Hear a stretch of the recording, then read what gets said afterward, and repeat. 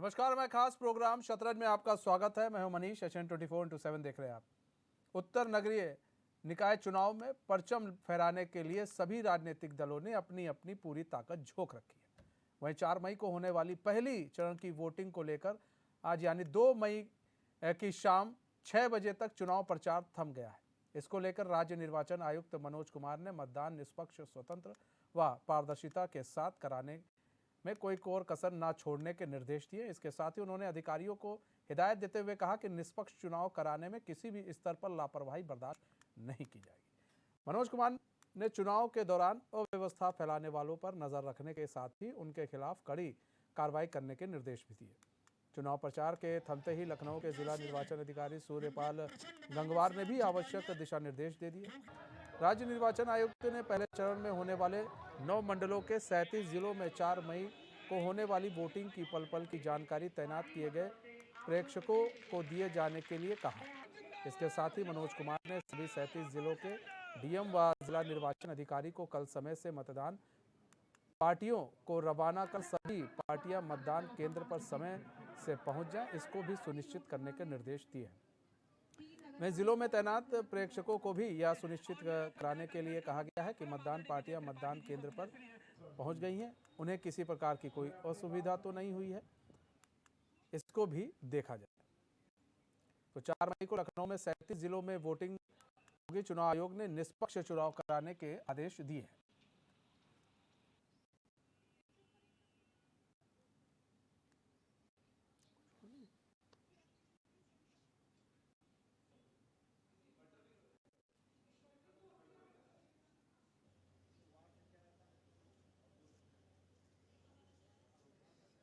तो कल वोटिंग होनी है। निकाय चुनाव की पहला मतदान है। 2 चरणों में चुनाव होना है। निकाय चुनाव पहला मतदान कल होगा, यानी कि 4 मई को होगा। इसको लेकर चुनाव आयुक्त तो काफ़ी गंभीर है।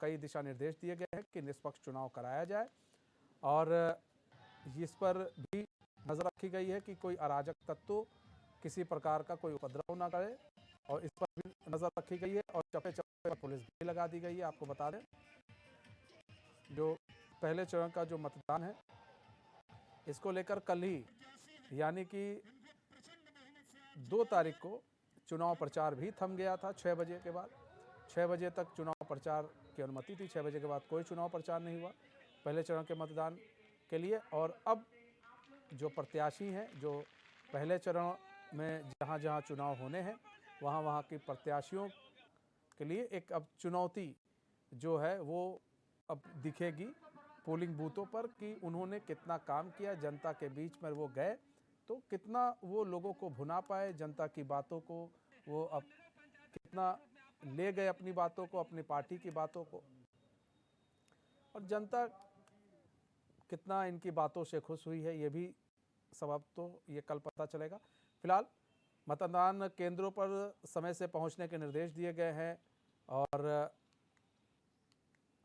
जिला निर्वाचन अधिकारी को कल समय से मतदान पार्टियों को रवाना कर सभी पार्टियां मतदान केंद्र पर, यानी कि आज रवाना करने की बात हुई है कि सभी पार्टियों जो अधिकारी हैं उनको आज ही रवाना कर दिया जाए और समय से लोग पहुंच जाएं। और मतदान केंद्र पर कई जगहों पर आज लोग रवाना हो रहे हैं, जितने भी अधिकारी और जो पोलिंग बूथ पर जो बैठेंगे अधिकारी, वो भी आज रवाना हो रहे हैं। इसको लेकर पूरी तैयारी चल रही है। तो 9 मंडलों के 37 जिलों में पहले चरण में वोटिंग होनी है।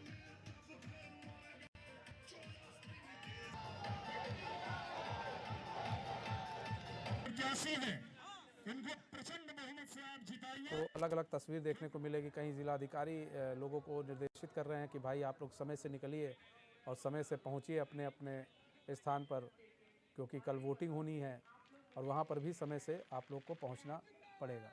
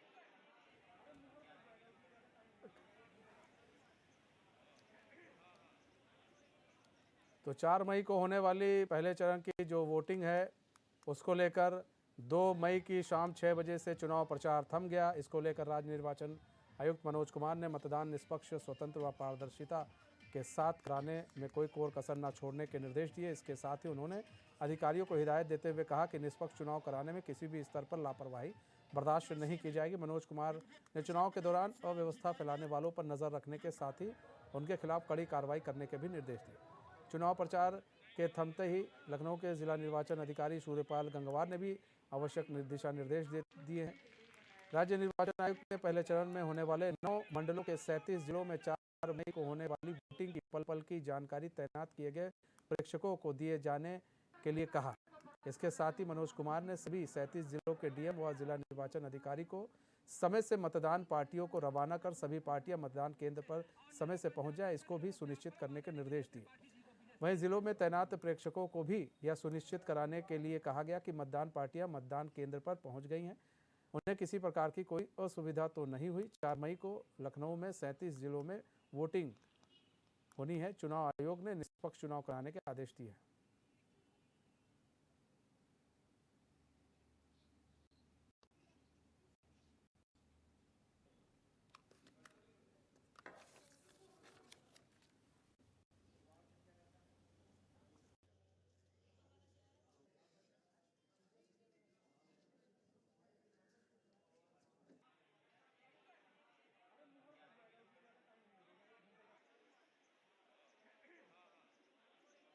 का मतदाता पेटी में प्रत्याशियों का भविष्य कल बंद हो जाएगा। फिर 13 मई को जनता ने किसको अपना जनप्रतिनिधि चुना है ये साफ हो जाएगा। तो 4 तारीख यानी कि कल पहले चरण का मतदान होना है और 2 मई को चुनाव प्रचार 6 बजे तक थम गया है। प्रत्याशियों ने पूरी जी तोड़ मेहनत की कि वो सब तक पहुंच सके।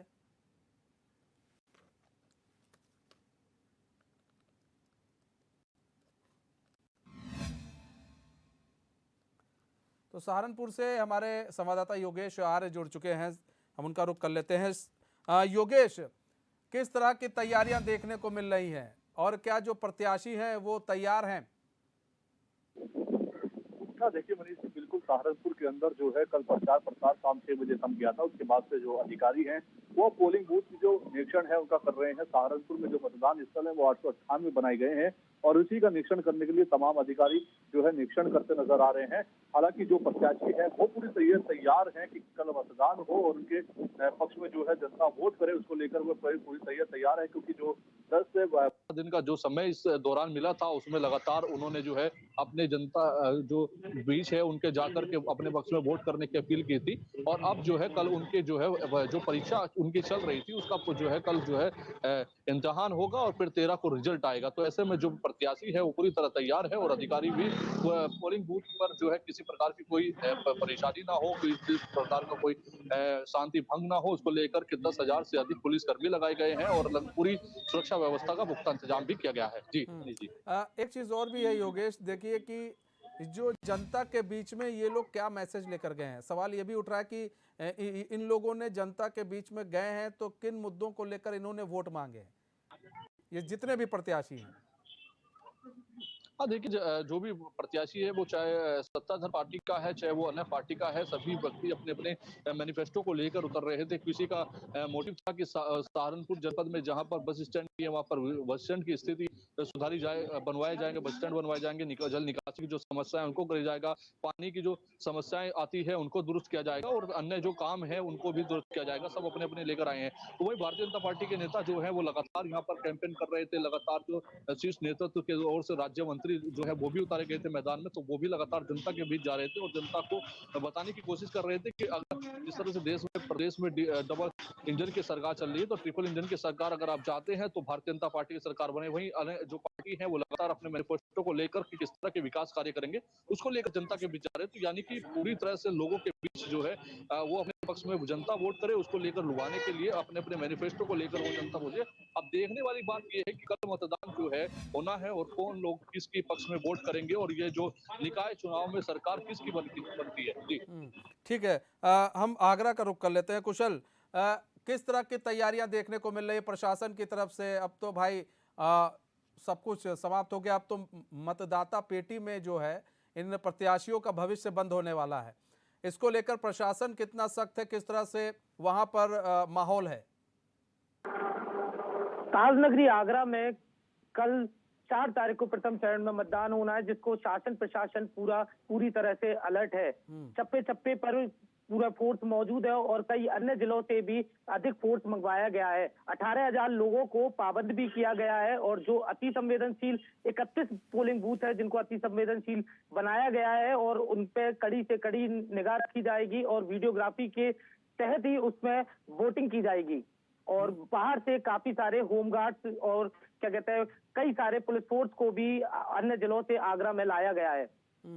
कुशल, आपको क्या लग रहा है कि जो जनता है वो क्या देखकर इस बार वोट करने पोलिंग बूथ पर जाएगी? वो आगरा की जो जनता है वो क्या देख रही है वहां पर? जो मूलभूत सुविधाओं की बात करें तो क्या लग रहा है कि जनता को ये मूलभूत सुविधाएं नहीं मिली है, इसको लेकर इस बार वोट करने वाली है आगरा के? सभी प्रत्याशियों ने दमखम के साथ में प्रचार किया है और सभी प्रत्याशी अपनी जीत का दावा भी कर रहे हैं, लेकिन जनता नाली, सड़क, खरंजे, बिजली, पानी की समस्या को, मेन मुद्दों को लेकर क्या कहते हैं जनता अपना महापौर और अपने पार्षद, क्षेत्रीय पार्षद को चुनेगी। और जनता का कहना है कि नाली, सड़क, खरंजे के अलावा और भी कई सारी उनकी सुविधाएं हैं, जैसे विधवा पेंशन हो गई, आयुष्मान कार्ड हो गए, जो भी केंद्र सरकार और राज्य सरकार द्वारा योजनाएं चलाई जा रही है उनका जनता को कितना लाभ दिलाते हैं आगरा के नए महापौर और क्या कहते हैं क्षेत्रीय पार्षद, इन सब मुद्दों को देखकर जनता इस बार वोटिंग करेगी। ठीक है। फहीम खान, रामपुर से हमारे संवाददाता जुड़े हुए हैं। फहीम खान, वहां पर किस तरह का माहौल देखने को फिलहाल रामपुर में मिल रहा है और किस तरह से जनता वहां पर चुनाव को लेकर जनता क्या सोच रही है? देखिए, वहां पर जयाप्रदा आती हैं और चुनाव प्रचार करने के लिए बाकायदा वहां पर आजम खान तरह तरह के बयान दे रहे हैं, विवादित बयान भी दे रहे हैं। फहीम, किस तरह से देख रहे हैं पूरे चुनाव को आप? मनीष जी, मैं आपको बता दूं कि नगर निकाय के चुनाव जो इस वक्त चल रहे हैं उत्तर प्रदेश के जिलों में, उसमें रामपुर भी है और रामपुर के अंदर जिस तरह से आज जो मत पेटियों वाली टीम थी, पोलिंग पार्टियों वाली टीम थी, वो रवाना हो चुकी है, वो अपने बूथों पर पहुंच चुकी है और प्रत्याशियों ने जिस तरह से दावे और वायदे किए हैं, जनता उनको कितना सही मानती है और कितना सही मानने के बाद उनको वोट करती है, ये तो देखने वाला वक्त बताएगा। अभी जो 13 तारीख है उसमें पता लगेगा। लेकिन रामपुर के अंदर आजम खान ने जहां रोड शो किया तो उसके जवाब में सिने तारिका जयप्रदा ने भी रोड शो करने के बाद अपनी ताकत का एहसास कराया। लेकिन आजम खान ने जिस तरह से रोड शो करने के बाद आक्रामक अंदाज में स्पीच में अपने जो सियासी मुखालिफ थे, जो उनके विपक्षी थे, उनके चितड़े उड़ा दिए, उन्होंने धज्जियां उड़ा दी और अपनी जो भाषा की मर्यादा थी वो सारी ही मर्यादा को पार कर दिया। उसके बाद आजम खान यही नहीं रुके, उन्होंने डोर टू डोर कैंपेन भी किया। तो जो रामपुर जिले की तस्वीर है वो बहुत ज्यादा समाजवादी पार्टी के हक में नजर आ रही है और जिस तरह से भारतीय जनता पार्टी ने अपने प्रत्याशी उतारे हैं, उन प्रत्याशियों को उतारने में बहुत सारे आरोप लगे हैं। टिकट बंटवारे में पैसा लेने का आरोप भी लगा है। ऐसे प्रत्याशी उतारे गए हैं जिनका कोई जनाधार नहीं है, उनसे पैसा लेने का आरोप है और टिकट बेचने का आरोप है। तो जिस तरह से भारतीय जनता पार्टी ने प्रत्याशी उतारे हैं और उनको उतारने के बाद जो लोगों की विरोध का सामना करना पड़ रहा है, क्योंकि रामपुर जो है ये मुस्लिम बहुल्य इलाका है और खास तौर से जो अतीक हत्याकांड हुआ है, गैंगस्टर अतीक हत्याकांड, इसका असर भी यहाँ देखने को मिल रहा है। लोगों के अंदर गम और गुस्सा भी है। तो जिस अंदाज को इसको अगर हम देखेंगे तो तस्वीर कुछ बदली नजर आएगी। समाजवादी पार्टी का जो पलड़ा है यहाँ भारी नजर आएगा। लेकिन जो निर्दलीय हैं, उन निर्दलियों ने भी अपनी पूरी ताकत झोंक दी है। मैं आपको बताता चलूं कि नगर जिला पंचायत सदस्य कौसर खान ने भी यहाँ पूरी ताकत लगाई है अपने प्रचार में और अपने पक्ष में चुनाव करने के लिए, और उनको लग रहा है कि वो भी चुनाव को विन करेंगे। तो लेकिन जिस तरह से आजम खान, सिने तारिका जयप्रदा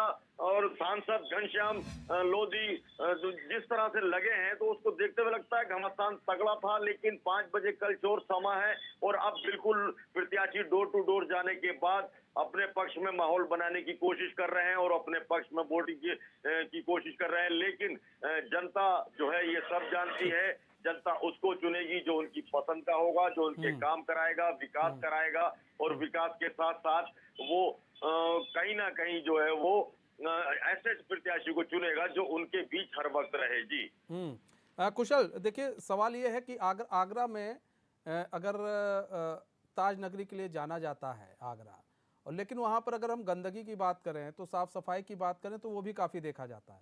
हमारा पशुओं की बात की जाए वो भी काफ़ी देखा जाता है। तो क्या इस बार ये मुद्दा रहने वाला है आगरा में?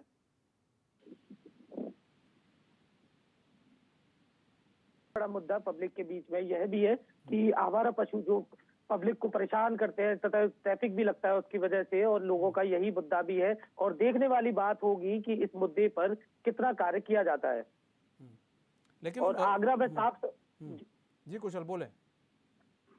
साफ सफाई की बात की जाए तो आगरा में भी बाहरी तरफ से साफ सफाई काफी देखने को मिलती है, लेकिन जो अंदरूनी जो मलिन बस्तियां कही जाती है उनमें कोई भी साफ सफाई देखने को नजर नहीं आती। और लोगों का प्राथमिकता भी यही है साफ सफाई को लेकर, और वो उसी को विजय रथ पर सवार करेंगे जो इन प्राथमिकताओं को अपने मध्य रखते हुए ही क्या कहते हैं जो चुनाव को जीतेगा वही क्या कहते हैं इस विजय रथ पर सवार होगा।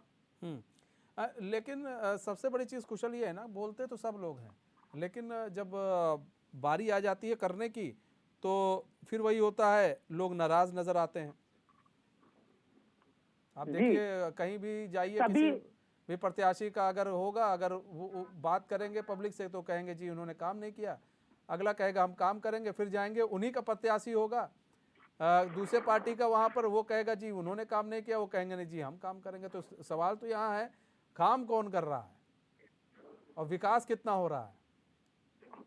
सभी प्रत्याशी अपने इन्हीं मुद्दों को लेकर सभी से वादे करते हुए नजर आ रहे हैं, लेकिन लोग भी इतने समझदार हैं और अब लोग भी लोगों को भी पहचान हो गई है कि कौन सा प्रत्याशी कहां तक खरा उतरेगा, और लोग भी उन्हीं प्रत्याशियों को जीत दिलाने के लिए अग्रसर आगे बढ़ रहे हैं। ठीक है योगेश, सबसे बड़ी चीज ये देखिए सहारनपुर की जनता जो है वो क्या, देखिए सोचने की बात यह भी है कि सहारनपुर भी मुस्लिम बाहुल इलाका है, तो क्या एक जो मुस्लिम फैक्टर है क्या वो वहां पर सहारनपुर में देखने को मिलेगा?